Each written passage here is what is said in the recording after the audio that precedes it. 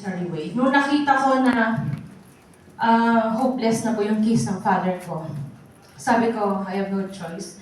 So, kailangan meron akong gawin. Wala po akong pera. Sino po nakaka-relate?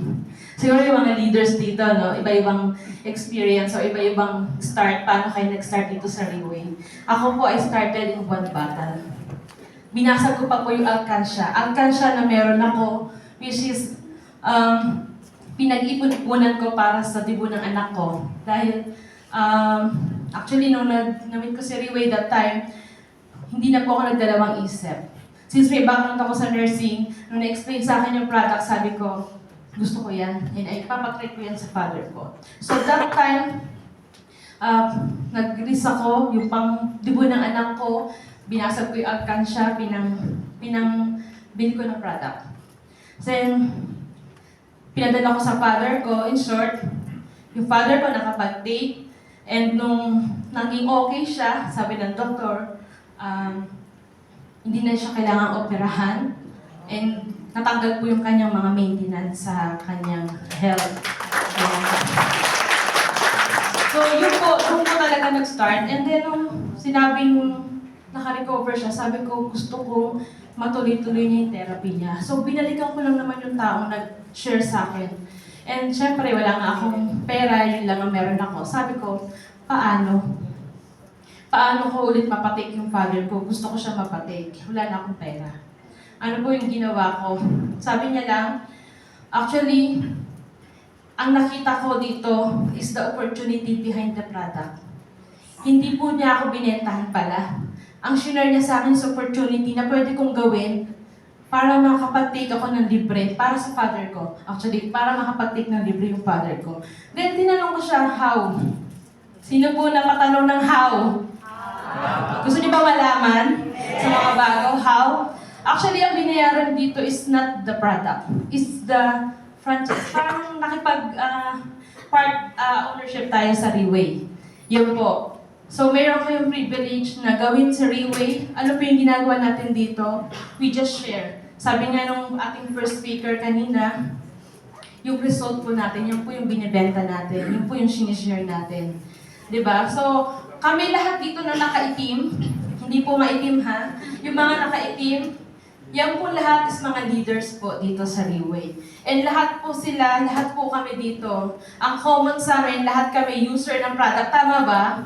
Meron pa leader na hindi nagtitik ng product?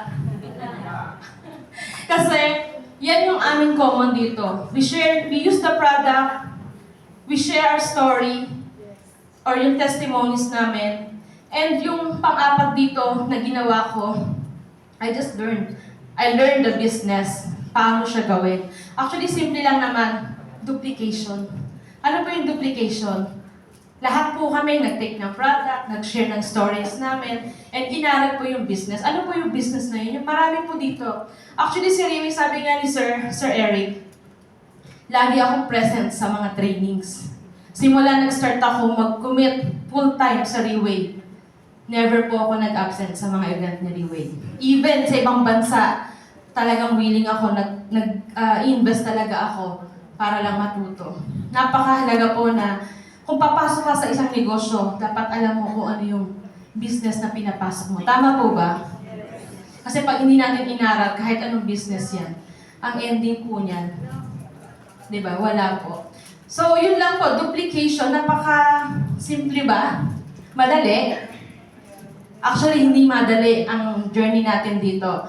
As a leader, ang mga experience ko po dito, alam ko naman same din sa inyo, di ba? Mahirap bang mag-share?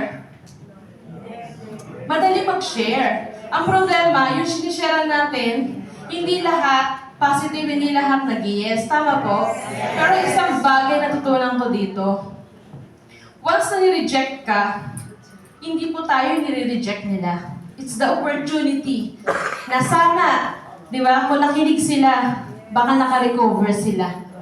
Or sana, nabago yung buhay nila. Tama po ba? Ako po, passion ko talaga is sa beauty. I invest sa mga training, sa mga paglilibre, mas gusto ko.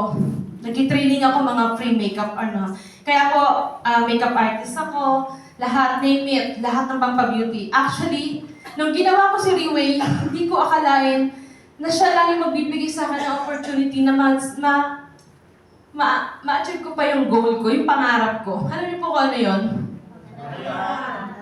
I am now a licensed esthetician because of Riway. Pero hindi ko siya ginamit. Hindi ko siya ginamit. Bakit? Kasi yung passion ko lang talaga siya. So, anytime pwede naman ako mag-open ng spa, di ba? Marami akong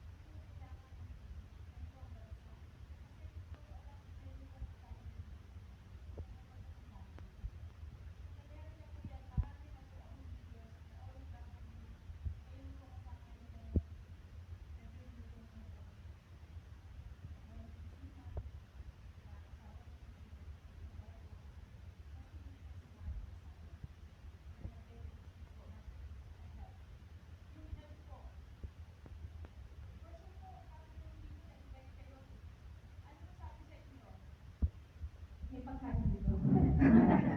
Oh, sabi sa inyo, may opportunity dito na baka yung kailangan nyo sa lab nyo, nandito po, makita nyo, may chance kayo na tama po. So, yun po, pangatlo, for that.